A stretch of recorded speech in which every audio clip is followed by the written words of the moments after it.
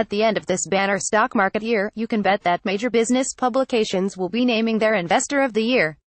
You can stop now. I have the winner, and nobody is even close when it comes to his total return on investment. Vladimir Putin, the Russian president. A recent report in the Washington Post, quoting intelligence sources, said Putin may have spent less than $500,000 to our last election and helped, though Hillary Clinton helped much more, Donald Trump become president. Putin's payoff is Trump's first year, a president who is simultaneously eroding some of our most basic norms, undermining some of our most cherished institutions, and enacting a mammoth tax bill that will not make America great again. If you assume, as I do, that Putin wants to see an America that is not an attractive model for his own people or others to emulate, and that he wants an America run by a chaos president who cannot lead the West, then Trump is his dream come true, whether or not there was any collusion between them. So Vladimir Putin, come on up. You're my Investor of the Year. You're the Warren Buffett of geopolitics. Just do the math on norms. We've grown him to a president who misleads or outright lies every day. Different newspapers measure this differently. The Washington Post says Trump has averaged 5.5 false or misleading claims every day in office, putting him on pace for 1,999 in his first year.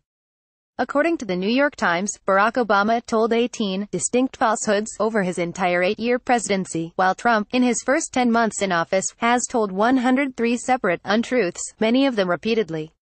In terms of institutions, Trump has personally disparaged the FBI, the CIA, and the Justice Department. His head of the Environmental Protection Agency has turned the EPA over to the fossil fuel industry. Ditto at Interior. His IRS is being starved of funding to do its job. And his Secretary of State is gutting the State Department, shedding our most experienced diplomats and replacing them with no one. The Treasury Secretary's economic analysis of the Republican tax bill consisted of a one-page, fewer than 500 words, assessment, claiming that the $1.5 trillion plan would more than pay for itself, assuming a whole set of perfect circumstances come true. Your kid's third-grade book report was longer than the Treasury's analysis of our biggest tax overhaul in 30 years. But this erosion of institutions is not all on the White House. The Republican congressional leadership went along for the ride, spurning proper congressional oversight of the tax bill. There were no hearings with a range of economic and tax experts, and only nominal debate. It was just rammed through. And then there's the future. Putin never could have dreamed up this deformed Trump GOP tax bill, but it is precisely how you don't make America great again. We actually have a tried-and-true formula for that, one employed by every great American president since our founding. It has 5 parts, and this bill pretty much ignores all 5. First, we've always educated our citizens up to and beyond whatever the main technology of the day was. When it was the cotton gin, that meant universal primary education. When it was the factory, that meant universal high school, and now that it is the computer and artificial intelligence, it should be some form of post-secondary education for all, and then lifelong learning. If we were really doing tax reform intelligently, we'd make all post-secondary education tax-deductible, to encourage everyone to become a lifelong learner. Second, we invested in the best infrastructure: roads, rail, ports, airports, telecom. This tax bill not only makes no provision for that, it actually erodes such investments in many states.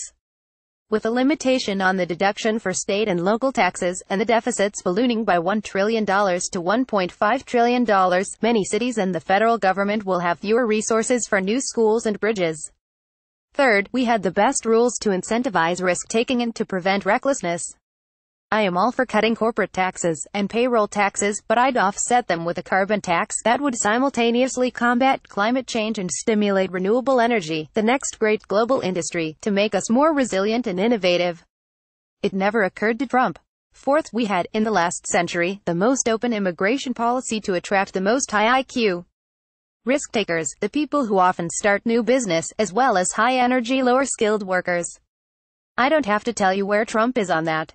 Fifth, we had the most government-funded research to push out the boundaries of science so our companies could pluck the best ideas, witness the internet and GPS, to start new industries. The surge in the deficit created by this tax bill will curtail precisely such research. So there you have it, a tax reform bill that defies all 5 principles that made us great for 2.5 centuries. Even Putin surely could not have imagined that Trump would be this foolish and the Republican Party this cynical. It's just the extra dollop of caviar on Vladimir's Christmas blini.